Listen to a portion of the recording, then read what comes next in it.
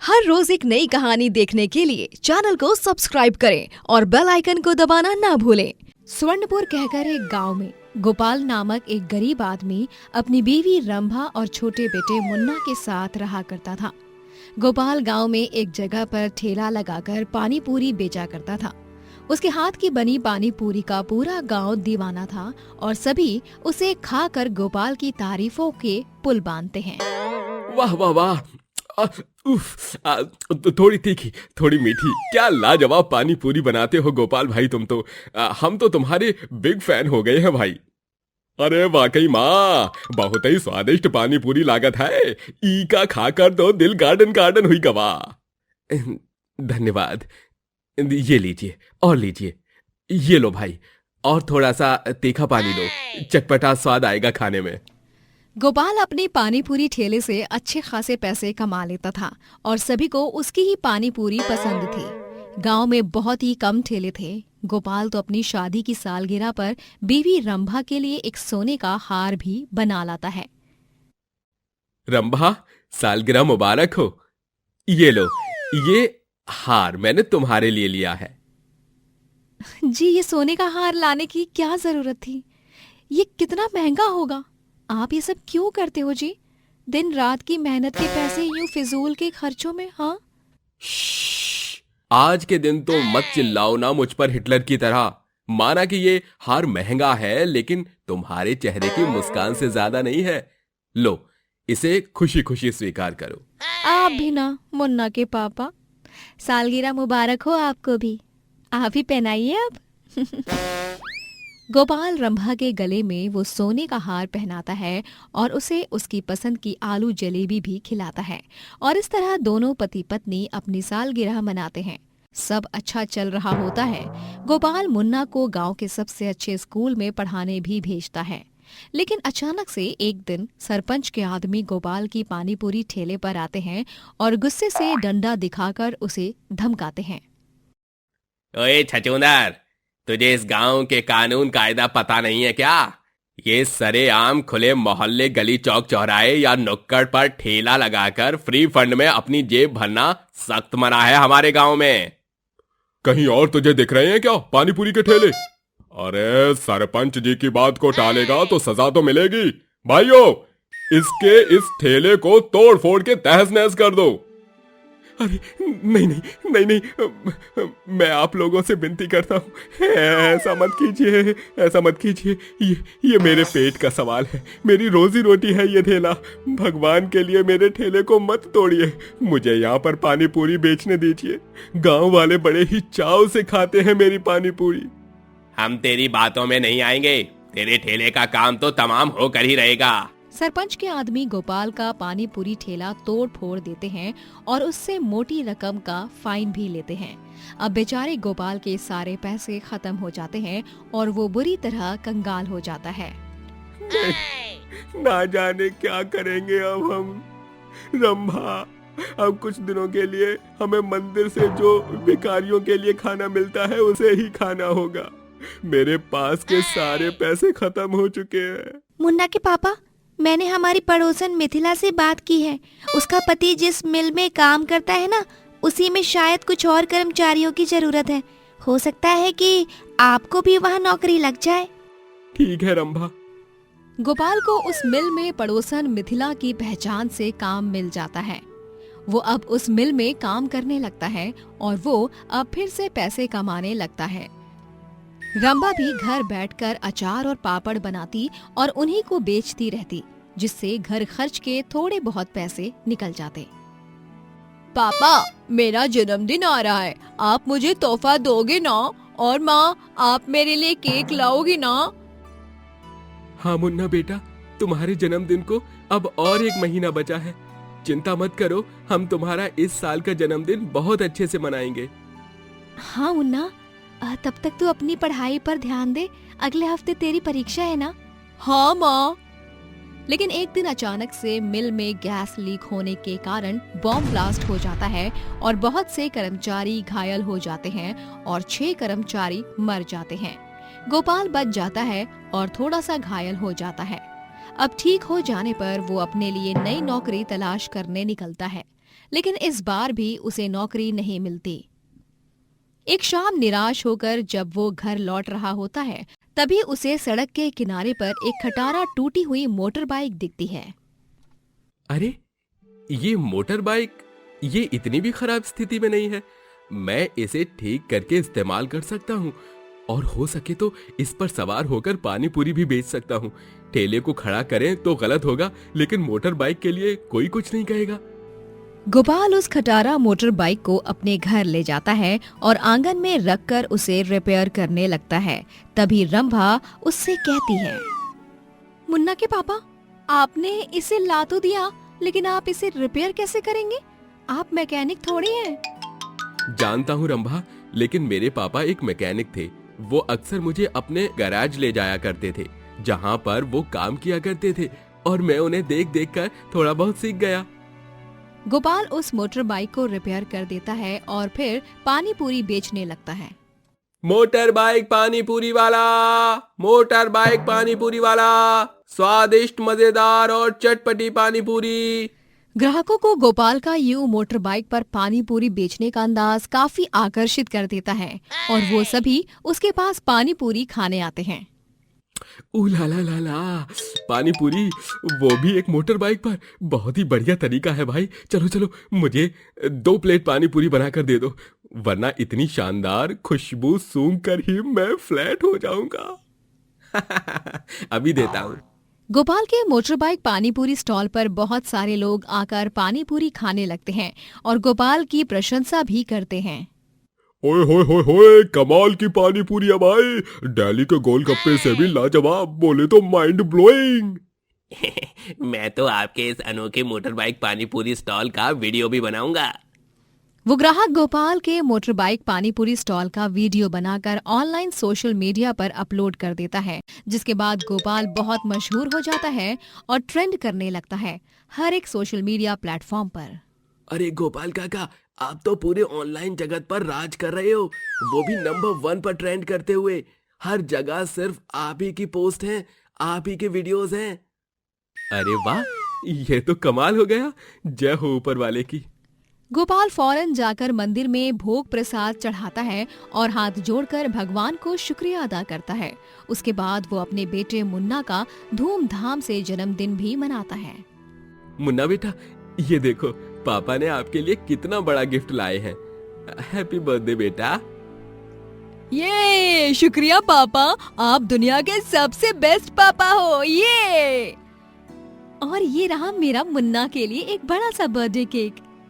गोपाल अपने परिवार संग अब खुशी से रहने लगता है और ऑनलाइन प्लेटफॉर्म पर वो इतना फेमस हो जाता है कि सभी उसका नाम पानी पूरी किंग रख देते हैं और वो भी अपना YouTube चैनल बनाता है और अपने चैनल और मोटर बाइक स्टॉल दोनों का नाम पानी पूरी किंग रखता है। पानी पूरी किंग, तुम तो छा गए यार। तुम्हारी पानी पूरी खाना किसी बड़े ब्रांड के कपड़े पहनने से कम नहीं रह गया है अभी। दिल से फैन हूँ भाई। मतलब तुम्हारी पानी पूरी जैसे ही मुंह में घुलती है, वैसे ही आत्मा एकदम अजब से गजब से लोग पहुँच जाती है। शुक्रिया मेरे भाई। इसी तरह गोपाल को सभी स्नेह और प्यार देते ही रहते और दूर दूर से लोग उसके मोटर बाइक पानी पूरी स्टॉल पर आकर पानी पूरी खाते और उसके साथ सेल्फी भी खिंचवाते। इस कहानी से हमें ये सीख मिलती है कि सबसे बुरे और मुश्किल हालातों में भी कई बार कोई बेकाम की चीज हमारे बहुत काम आ सकती है, जैसे कि गोपाल की कहानी में मोटर बाइक आई। ब्रिजनगर कहकर एक गाँव में मोहनलाल का एक छोटा सा ढाबा होता है। मोहनलाल ने पाई पाई जोड़कर उस ढाबे को बनाया था। उसके ढाबे पर रोजाना दिन के 8 पहर ग्राहकों का आना जाना लगा ही रहता था। एक रात उस ढाबे के पास से 3 शराबी गुंडे गुजर रहे थे। ये देखो रे, ये उस मोहनलाल का ढाबा है। जब देखो तब भरा हुआ रहता है, बहुत नोट छापता है लगता वो। तो बॉस चलो आज इसके ढाबे पर ही डाका डालते हैं, क्यों? हाँ, इसकी तिजोरी में ढेर सारा पैसा रखा होगा और साथ ही साथ इसके ढाबे को तहस नहस भी करेंगे, ताकि न रहेगा बांस न बचेगी बांसुरी। तो चलो फिर, शुभ काम में देरी कैसी। तीनों गुंडे उस ढाबे के शटर को तोड़ते हैं और उसमें जाकर तिजोरी में से सारे पैसे चुरा लेते हैं और फिर लोखंड लकड़ियों से उस ढाबे को तोड़ते फोड़ते हैं और बर्बाद करके वहाँ से रफू चक्कर हो जाते हैं। अगली सुबह जब मोहनलाल अपने ढाबे की ये स्थिति देखता है तब उसका कलेजा चिर जाता है। अरे नहीं, ये क्या हो गया मेरे ढाबे को? नहीं, अब मैं क्या करूंगा? अपना परिवार कैसे चलाऊंगा? अरे सबकी देख रेख कैसे करूंगा? हे दुर्गा माँ, ये क्या अनर्थ हो गया मेरे साथ? मोहनलाल अब बहुत दुखी था। उसके सारे पैसे भी चोरी हो गए और साथ ही साथ ढाबा भी बर्बाद हो गया। जैसे तैसे वो कुछ हफ्ते गुजार लेता है, परंतु कुछ दिन बाद उसके पास 1 रुपया तक नहीं बचता और उसके परिवार के खाने के लाले पड़ जाते हैं। उसकी बीवी का नाम पूनम होता है, छोटा बेटा नकुल और बूढ़े पिताजी नरेंद्र नाथ। सुनिए जी, घर में खाने का एक निवाला तक नहीं बचा। पास के दुर्गा मंदिर में से ही प्रसाद ला दो और उसे ही खा लेते हैं। हाँ पूनम, तुम सही कह रही हो। हम भूखे रह लेंगे तो भी कोई मलाल नहीं, लेकिन हमारा नकुल भूखा प्यासा नहीं सोना चाहिए। अरे तू कौनो चिंता मत कर मुन्ना, सब वो समय की बहती धारा के साथ ठीक हो जाएगा। और तू तो इतना बड़ा पूजा पाठी है, तुहार ऊपर अगर कोनो मुसीबत के बादल मंडराए रही तो ऊ का हटाई के खातिर दुर्गा माँ जरूर आएगी। बस हिम्मत मत हार, तू तो हमारा शेर है मुन्ना। नरेंद्र नाथ तिवारी का बेटा है और का। मोहनलाल दुर्गा मंदिर से बचा हुआ प्रसाद लाता है और उसे नकुल को देता है और नकुल खाकर सो जाता है। मोहनलाल एक बहुत ही बड़ा दुर्गा भक्त होता है। वो हर सुबह 7 बजते ही दुर्गा मंदिर में जाकर पंडित जी से पहले मंदिर के पट खोलता है और पूजा करता है। उसका दुर्गा माँ पर अटूट भरोसा होता है। नवरात्र का पावन त्योहार आता है। बापू, इस साल भी हम हमारे घर में दुर्गा माँ की स्थापना करेंगे ना? हाँ बेटा, हम जरूर करेंगे दुर्गा मैया की स्थापना।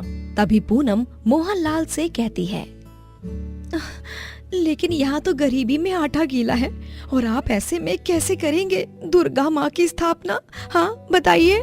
हमका पता है, ये जो तुहार पति परमेश्वर है ना, ये बचपन माँ गणेश जी और दुर्गा माँ की मूर्ति बनाने वाले के पास जाके घंटों तक ऊका निहारत रही और ऊ निहार निहार कर इन्हें भी मूर्ति बनाना सीख लिया।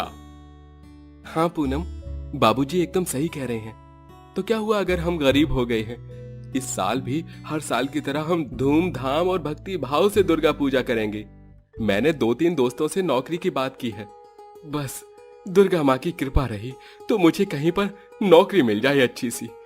अब मैं फिर से तो अपना ढाबा खड़ा नहीं कर पाऊंगा, मुझे अब फिर से शून्य से शुरू करना होगा।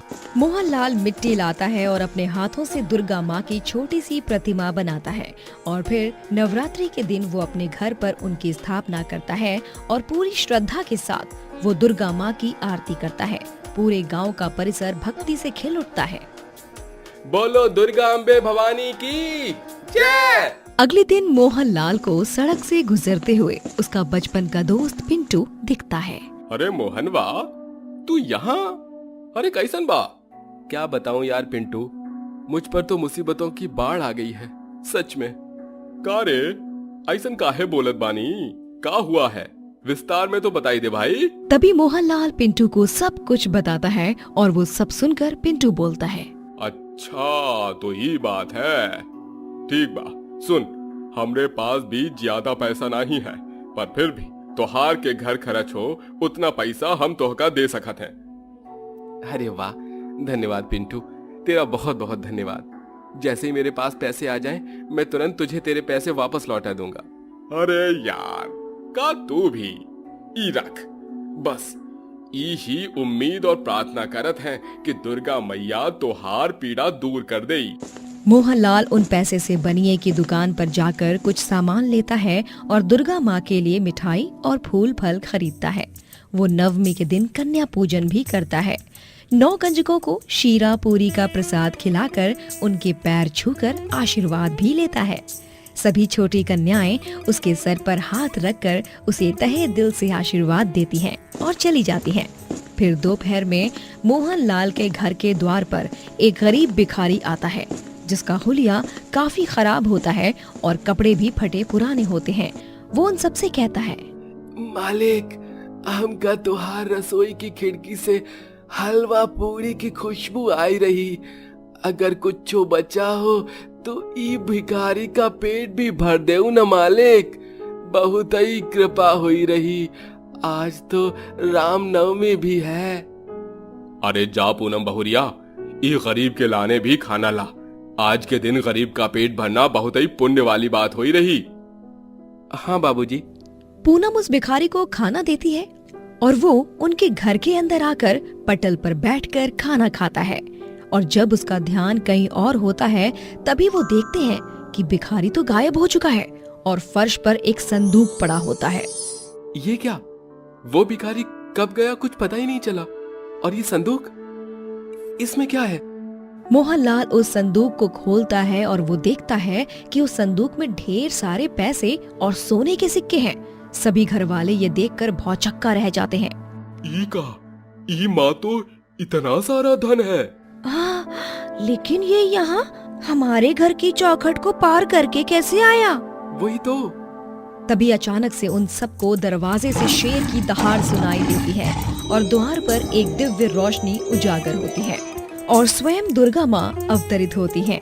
दुर्गा माँ अपने शुभ चरणों को आगे बढ़ाते हुए पैरों के लाल छापों से मोहनलाल के घर में आती है और दुर्गा माँ को देख सभी घर वाले आश्चर्यचकित हो जाते हैं और हाथ जोड़कर प्रणाम करते हैं। दुर्गा माँ, आप, वो भी एक गरीब के घर। व्यक्ति चाहे अमीर हो या गरीब, मैं किसी में भेदभाव नहीं करती। मैं तो बस उनकी भाव भक्ति देखती हूँ और तुम्हारी श्रद्धा एवं निरंतर आस्था और आराधना को देख मुझे यहाँ प्रकट होना ही पड़ा। तो इसका मतलब वो भिखारी और ये संदूक, ये सब आपकी ही लीला है दुर्गा मैया? हाँ पूनम, उस भिखारी को मैंने ही तुम्हारे घर भेजा था तुम्हारे मन को परखने की खातिर, और तुमने बिना अकड़ और घमंड जताए एक गरीब होकर एक गरीब का पेट भरा। और तुम्हारे इसी व्यवहार से प्रसन्न होकर मैंने तुम्हें ये धन से भरा संदूक दिया है। इसे तुम खुशी खुशी मेरा आशीर्वाद समझकर रख सकते हो मोहनलाल। धन्यवाद दुर्गा माँ, आप हमेशा से मेरी माँ की तरह मेरी देखभाल करती आई हो। मुझ पर चाहे 1000 कठिनाइयाँ क्यों ना आए, मैं उन सब का डट के सामना करूँगा, क्योंकि मैं जानता हूँ कि मेरी दुर्गा माँ सदैव मेरे साथ है। अवश्य। जय माँ दुर्गा। दुर्गा माँ वहाँ से गायब हो जाती हैं और फिर मोहनलाल दुर्गा माँ की प्रतिमा का ढोल नगाड़ों के साथ विसर्जन करता है और दुर्गा माँ के दिए हुए धन से अपना बड़ा सा रेस्टोरेंट खोलता है और दिन रात एक करके मेहनत करता है और अपने जीवन में खूब तरक्की प्राप्त करता है। दोस्तों, अगर आपको ये कहानी पसंद आई तो लाइक करें, शेयर करें और कमेंट करके बताएं कि कहानी में आपको सबसे अच्छा क्या लगा।